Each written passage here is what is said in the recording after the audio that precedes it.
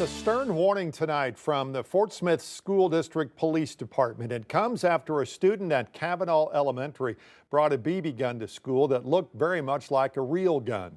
5 News reporter Parker Abels explains why this is such a big safety concern for not only the student but the entire school. When a student brings a BB or replica gun to school, it can cause panic because police say many of those guns today can look real. They replicate what a real firearm could look like.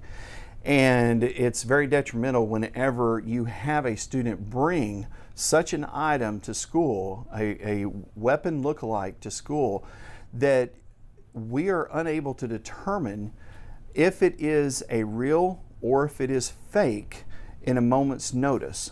Eric Huber, chief of police for Fort Smith Public Schools, says there are a number of consequences a student could face for bringing one of these guns to school. There's anything from discipline all the way to legal consequences for any student that brings these replica guns to school. Chief Huber is now asking parents to have a serious conversation with their child about how severe the punishment can be. It's very important that we ask the parents to please make sure that you talk with your children.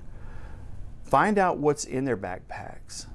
Speak to them about the consequences of bringing such an item to school. And when something like this happens, Chief Huber says his department's top priority is the safety of everyone in the building. And because of this, he encourages students, parents, and teachers alike to report any suspicious behavior. Other students being vigilant, it's other staff members that are being vigilant.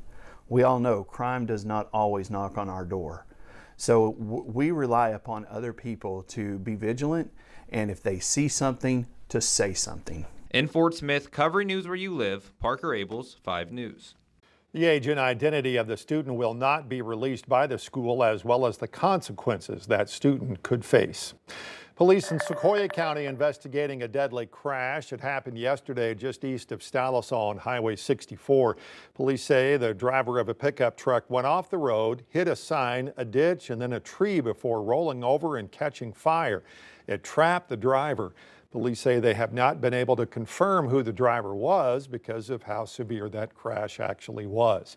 The FAA and National Transportation Safety Board investigating a deadly plane crash in southeast Arkansas. It happened last night at the Star City Municipal Airport. State police say responders were called to the airport about 7:30. Witnesses telling them 53-year-old James West was taking off in his homemade plane when the plane stalled, hit a tree, and then fell to the ground. He was taken to the hospital and later died from his injuries. The special prosecutor in a deadly shooting in Lavaca last month says no criminal charges are going to be filed in this case. Special prosecutor David Etheridge says Kermit Acosta shot and killed Brad Jones on July 10th.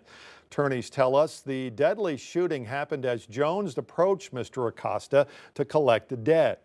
Etheridge says Acosta acted lawfully, and interviews with witnesses support the claim that Acosta's actions were necessary to protect himself. Arkansas state law says a person is justified in using deadly force to protect themselves from death or serious injury.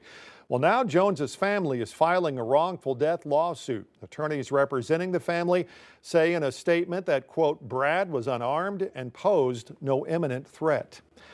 The family of a teenager shot and killed by a Benton, Arkansas police officer in 2016 is now getting ready for another legal fight.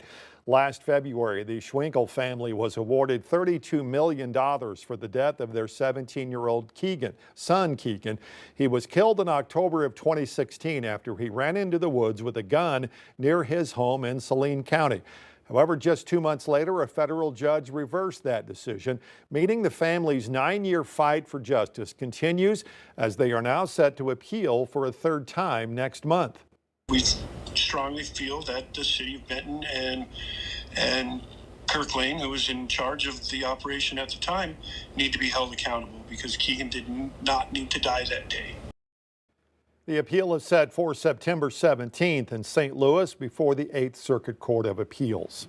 At least 5 people dead, dozens more injured after a tour bus carrying 50 passengers crashed in upstate New York today. It happened as the bus was heading to New York from Niagara Falls.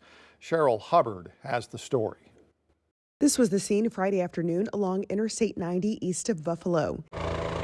Several people had to be transported by helicopter after the tour bus they were on left the road and overturned. We have a tour bus with 52 passengers, mostly foreign speaking. We have people ejected and people possibly under the bus at this point. Police say the bus lost control for, quote, unknown reasons, crashed into a ditch and rolled over. Obviously, this bus was going full speed. It did not hit any other vehicle. It basically lost control from the median. The bus did roll. There were multiple ejections. There are multiple people trapped, and there's multiple fatalities. A spokesperson for one hospital say they have received more than a dozen patients. We have some folks that have some head injuries. We have some folks that have some extremity fractures. 2 patients are in the operating room right now, one with internal injuries that are being managed and one with a severe extremity injury. And then we have several folks still getting evaluated of lesser complexity still in the emergency department. It's a full-size tour bus, heavy amount of damage. It did roll. Most people, I'm assuming, on the bus did not have a seatbelt on. That is the reason why we have so many ejected people on this bus. I'm Sherelle Hubbard reporting. A state police spokesperson said translators were brought in to the scene to assist police in the investigation, as most of the passengers were Indian, Chinese, or Filipino.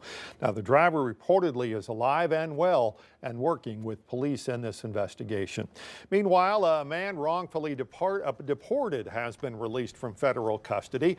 Kilmar Abrego Garcia walked out of federal detention east of Nashville. He is the Maryland father who was wrongly deported to a notorious mega prison in El Salvador in March. He was then returned back to the U.S. in June to face human smuggling charges and remained behind bars until today. His trial, by the way, set for January.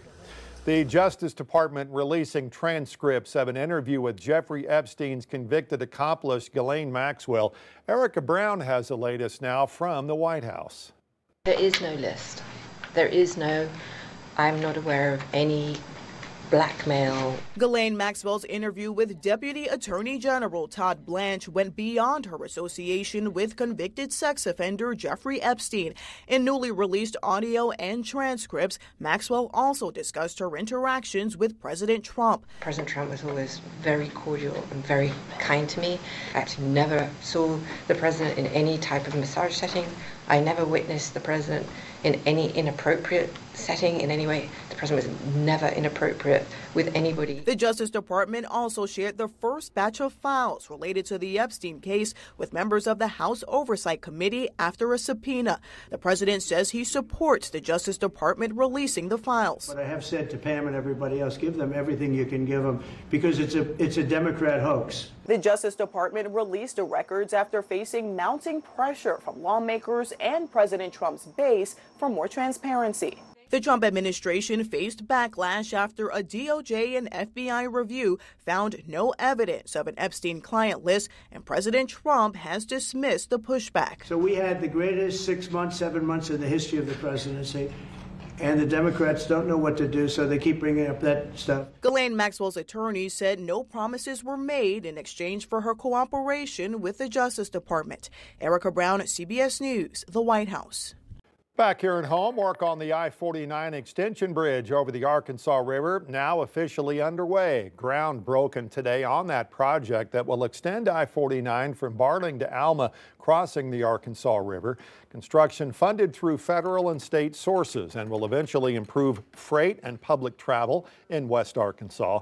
The $282 million extension from Barling to Alma expected to generate significant economic benefits for the entire state.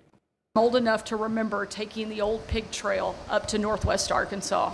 In fact, my dad was governor in 1999 when he cut the ribbon on the Bobby Hopper Tunnel and opened up one of the biggest legs of I-49.